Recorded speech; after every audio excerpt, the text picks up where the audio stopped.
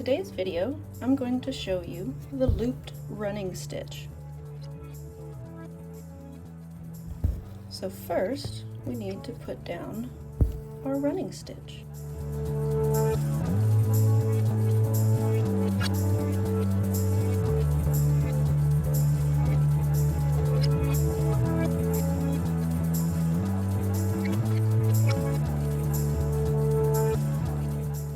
Next, we're going to go back through that running stitch we just made and loop through each of the stitches. We're going to say 1, 2, 3, 4, 5. I'm starting on this left-hand side of 1 because I'm left-handed and I stitch left to right. You might stitch right-handed and go this way. That's okay. I'm going to go from the left side of 1, underneath stitch number 2. And I want to make sure I leave enough slack that it actually loops. I'm going to come up through 1 and over top of my looping thread.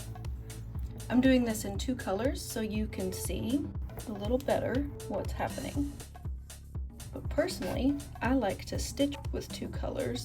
I don't use a lot of decorative stitches, but they certainly have their place. And this is one of the ones that I really appreciate.